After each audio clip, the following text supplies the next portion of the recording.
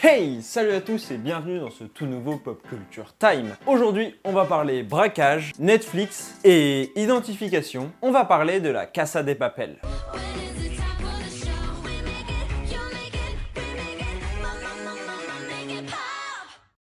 Alors juste avant de commencer, je tiens à préciser qu'il s'agit d'une vidéo d'été, comme celle sur Billie Eilish la semaine prochaine, et comme toutes celles qui viendront jusqu'à environ mi-août, fin août, puisque je suis en vacances. Donc la vidéo que vous êtes en train de regarder est une vidéo que j'ai enregistrée en avance.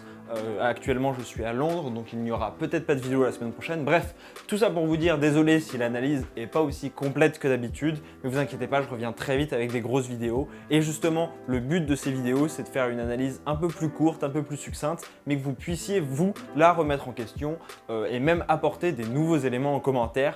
Je mettrai en avant avec le super like ou même j'épinglerai les commentaires les plus intéressants. En attendant, je voulais profiter de la sortie de la saison 3 de la Casa de Papel sur Netflix pour parler d'un phénomène psychologique que je trouve assez intéressant.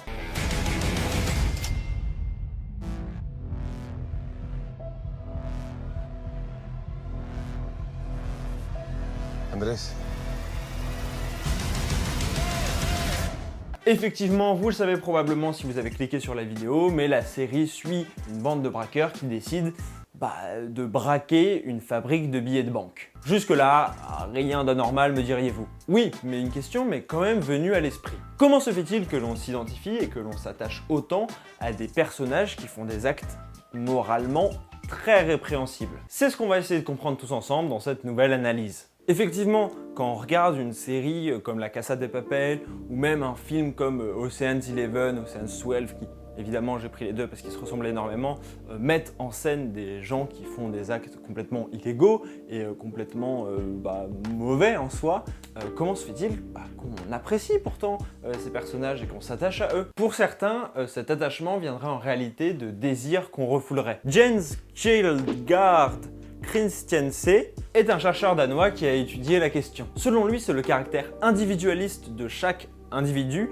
qui le pousse à s'attacher à des personnages comme ceux de la Casa de Papel. En gros, si on aime autant Berlin, c'est parce qu'il pense à lui avant de penser aux autres. Et au fond de nous-mêmes, on aimerait faire pareil. Cependant, on vit en société. Il est donc compliqué de faire passer notre propre intérêt avant l'intérêt général. Mais bien plus que faire passer leur propre intérêt avant celui des autres, les méchants des films, les bad guys, réalisent des actes mauvais que n'importe qui condamnerait et qui sont d'ailleurs répréhensibles par la loi.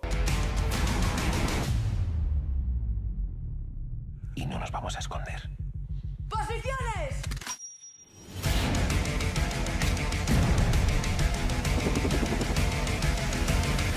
Mais l'homme est influencé par un phénomène très important qui lui fait prendre du plaisir, entre guillemets, à voir des actes hors la loi, comme une prise d'otage par exemple. C'est ce qu'on appelle la catharsis. Ça signifie qu'on a tous eu un jour, au fond de nous, envie de braquer une banque et de ressentir le frisson d'une prise d'otage. Pourtant, il y a très peu de chances que certains d'entre nous passent à l'acte. Enfin, j'espère. Du coup, on refoule. Mais quand on refoule quelque chose, forcément, ça finit par nous peser. Du coup, au moment où l'on voit cet acte qui est refoulé mis en scène, ça nous permet de nous libérer de ce poids, de ce refoulement. Si je m'identifie à Tokyo qui fait une prise d'otage, j'aurai moins envie de faire une prise d'otage ensuite, puisque je l'aurais un peu faite à travers le personnage auquel je m'identifie. Ça peut paraître un peu fou, mais il y a eu plusieurs études qui ont montré que effectivement ça marchait plutôt bien comme raisonnement. C'est d'ailleurs un des arguments qui expliquerait que les jeux vidéo violents ne rendent pas violents, mais au contraire atténuent la violence chez les joueurs, puisque à travers les actes violents qu'ils effectuent dans les jeux vidéo, ils enlèvent tous les actes violents qu'ils ont refoulés. Aussi, c'est intéressant, mais ça fait 3 vidéos de suite qu'on parle de l'adolescence, et c'est vrai que l'adolescent est pas mal dans le rejet de la société. C'est une généralité, c'est le principe.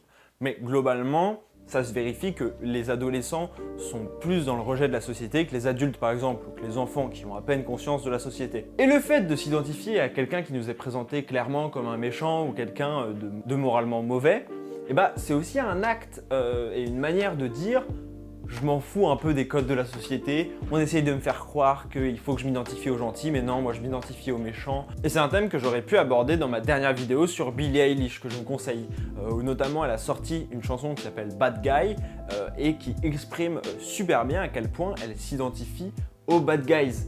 Et comme je l'avais expliqué, Billie Eilish était justement dans cette idée de rejet de la culture dominante et de la société, dans cette création d'une contre-culture. Et voilà, du coup, le fait de s'identifier à un méchant et aux méchants en règle générale, ça s'inscrit là-dedans. Encore une fois, je dis pas que c'est conscient. Globalement, on se dit pas je vais m'identifier à un méchant justement pour rejeter la société. Mais je pense qu'il y a de ce mécanisme-là qui marche, et chez chacun d'entre nous. D'ailleurs, cette identification pour les personnages un peu en marge de la société, ça marche pas que pour les méchants. Par exemple, Deadpool, notamment dans les films, c'est pas forcément un bad guy, et pourtant on s'identifie tous à lui, et pourtant il est très moralement répréhensible et il est en marge de la société. Mais c'est vrai que ça s'applique aux méchants, et c'est ce qui peut notamment expliquer le succès de La Casa de Papel, parce que les adolescents s'identifient pas mal. Mais surtout, vous, dites-moi ce que vous en pensez. Est-ce que vous vous êtes identifié déjà au héros de La Casa de Papel? Et si oui, pourquoi? Et est-ce que vous pensez que ça peut avoir un lien justement avec ce rejet de la société, ou avec aussi la catharsis, le fait d'avoir refoulé toutes ces envies de faire des braquages, enfin de faire des actes illégaux? Est-ce que peut y avoir l'un ou l'autre? Dites-moi vraiment ce que vous en pensez en commentaire, ça m'intéresse beaucoup. N'hésitez pas à lâcher un énorme pouce bleu si la vidéo vous a plu, à activer la cloche, ça m'aiderait énormément, et à partager la vidéo à tous vos amis qui sont fans de la série. Pour être resté jusqu'à la fin, je vous offre l'anecdote bonus. Le scénario de La Casa de Papel s'est déjà plus ou moins passé dans la vraie vie. En fait, en tout cas, le fait de braquer un bâtiment, ou en tout cas directement la fabrique de billets, ça a déjà été fait. J'ai d'ailleurs fait une vidéo là-dessus vers laquelle je vous renvoie si ça vous intéresse. Voilà, et je prépare notamment un nouveau concept. Suivez-moi sur Instagram, Adam-Bensoussan, ou sur Twitter, Adam-Bros, pour être tenu au courant. Je vous donne à chaque fois des sujets, je vous propose de choisir entre différents sujets, etc. Quoi qu'il arrive, on se retrouve très vite. Ciao! Una mattina mi sono alzato, oh vela ciao, vela ciao, vela ciao, ciao, ciao. Una mattina mi sono alzato.